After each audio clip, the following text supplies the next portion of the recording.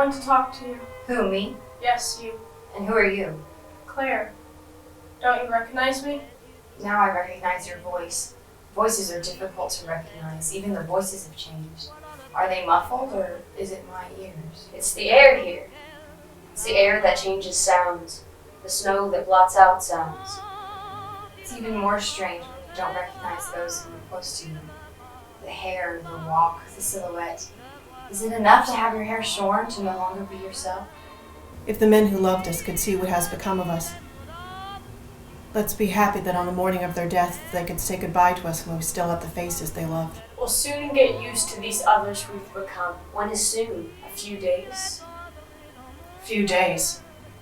That's too long. Days are slow, death is quick.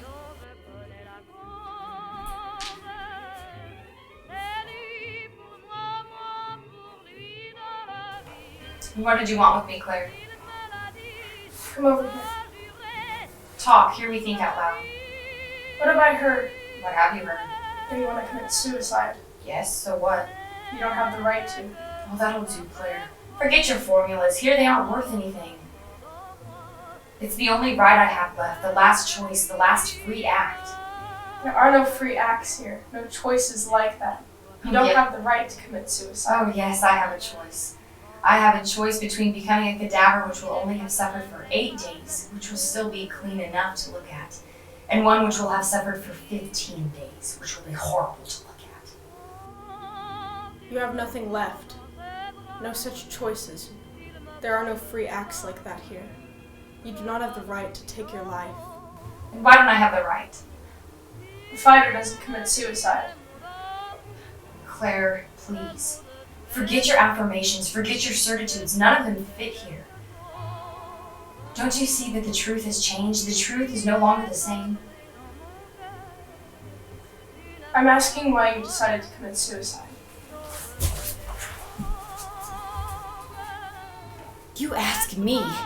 Ask those lying rigid in the snow. Ask those faces who are no longer faces. Ask the sockets of their eyes which the rats have widened. Ask their limbs which resemble dead wood. Ask the color of their skin which no one has seen before. Don't you all know what a human being can withstand before dying? Don't you think that to become so ugly, so scrawny, so convulsed, so trapped in the remains of skin and flesh, you would have to suffer to a limit which no one has reached before us? I don't want to suffer to that limit. Can't you see beyond yourself and your own death? Can't you see? I see. I am lucid. I am logical. I've never been more reasonable. You don't want to fight. I'm willing to fight.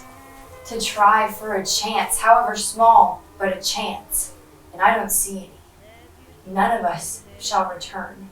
If it's to be death for death's sake, then better right away than having suffered that suffering you see written on the dead in the snow. Over there on that pile of entangled, naked bodies, even on top of those who are still alive, who arrived a week before us. I prefer to die before becoming a corpse as ugly as those. Coquetry has no place here. I have no gift for lost courage. Won't you see? Won't you listen to me? You will have to wait until my eyes do not see what they see, for my ears to listen to. My eyes see as well as yours. You're afraid. You're a coward. Afraid to suffer, yes. A coward. Another word that's meaningless here. I will tell you again that you have no right to commit suicide. You have no right because you're not alone. They're the others. Moreover, they're the little ones. Monet, Denise, her sister Rosette, Big Helena, Little Helena, Aurora, Rosie, who isn't even 16, and all the little ones. The ones who you had performing in plays before we left. The ones who you taught to recite poetry when we were making up pastimes while waiting for the departure. They look up to you. They imitate you. They follow you. They listen to you. Suppose that one of them has the chance to leave. One of them has the chance to escape. And because of you, she loses that chance. She imitates you. Even if you are to become as tortured a cadaver as those, you have to face it. What good will it do? None of us have a chance. No one knows we're here. We're fighters off the battlefield, useless. If we fight to get out, we're no use to anyone, no use to ourselves. We are cut off from everything, cut off from ourselves. There must be one who returns, one who will talk, and one who will tell, and one who will make known. Would you want all those lives to be sacrificed for nothing? All those cadavers to remain mute for all eternity? All those people to have been destroyed over nothing? It's exactly that, for nothing. To die here in this place, we don't even know if it has a name. Perhaps it doesn't, it has no name. There must be one who returns who will give it a name. Here, at the frontier of the inhabited world, yes, it's to die for nothing. It's already as if we were dead. If the world never knows anything about it, but there will be one who will return. Because it's not we who are at stake anymore, it's history. Haven't you heard the dying? They shout out. When you return, you'll tell. Why do they say that? Because we're not alone. Each must render an account to the others. The others, other people in other places. To us, here, they have lost their reality. Everything has lost its shape, its depth, its sense, its color. All that is left is the amount of time we must suffer before dying. The others. Yes. The people you know. The ones you care about. They have lost their reality. But I speak of men. The men of now and the men to be. Men of the world. To them we must render an account. Why me? One more, one less? Choose someone else for your mission. We arrived 200. 200 women. From all provinces, from all the classes. We were thrown into the population of 15,000 women. 15,000 women who are never the same. They die by the hundreds each day. They arrive by the hundreds each day. 15,000 women from all the accents, all the languages of Europe. Who will survive? 15,000, more or less, 200 more or less, doesn't matter. They will only matter if there's one who lasts, one who makes it out. It won't be me. Won't you listen to me? Don't you want to hear anything that I'm saying? Even if you only hold on for 15 days. I won't hold on for 15 days because I don't want to, because I don't believe it matters, because I'd rather go ahead and finish it off and skip those 15 days. Suppose you hold on for 15 days. 15 days in which you will have helped somebody else hold out. Even if you give up then, 15 days will have been gained. Somebody will take your place, then another, then another, and then another, until we reach the end.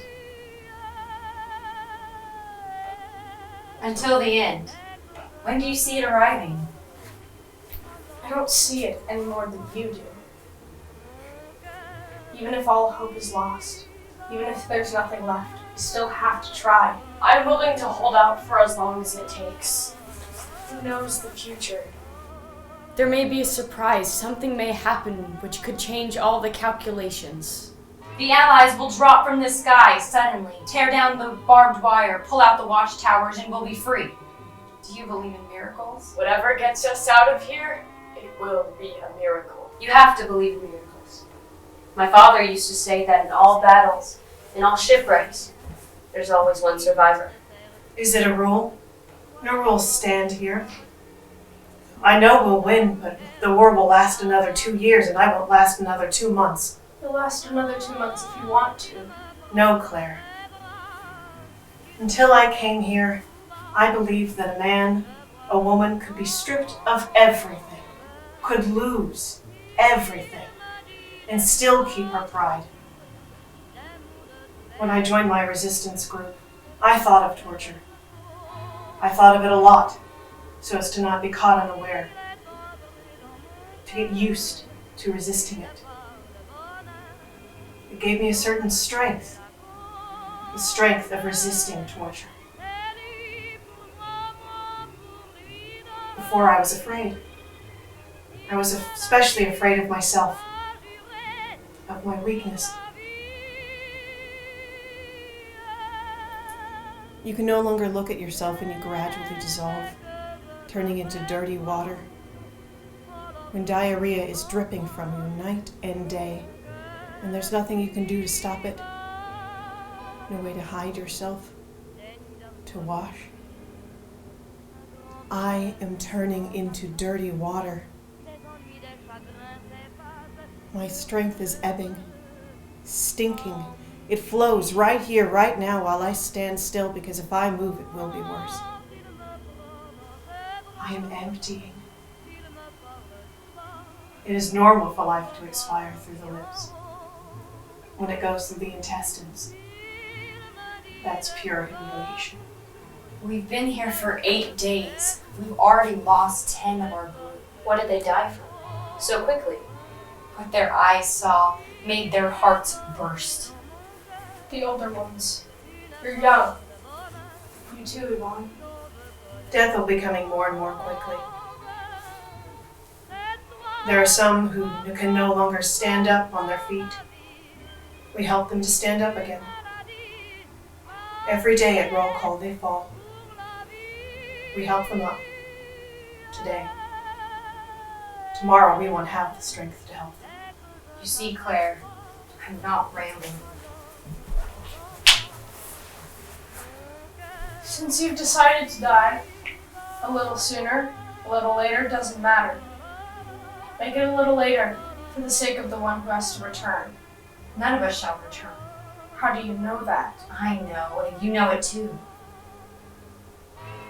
Reasonable knowledge isn't necessarily right. I know it's easier to die than to live. You tear your dress lengthways. You twist it. You attach it to a beam in the rafters. You tie the knot. You jump out in between the bunks. Or you touch the barbed wire. Touch the barbed wire. Electrocuted. I wouldn't choose that. It's horrible. Here there are only horrible versions of death. And you think you can do that? You aren't free. Even if you're just the smallest link, you're part of a human chain. A chain that links all men far into the future. No matter what you do, you cannot exclude yourself from that chain. Claire is right. If there is only one chance for us to get out of here, but only for one of us, we must force that chance and help the one among us who will have it. There must be one who returns. You're lucky, Claire. And you too, Rand, to always know what ought to be done.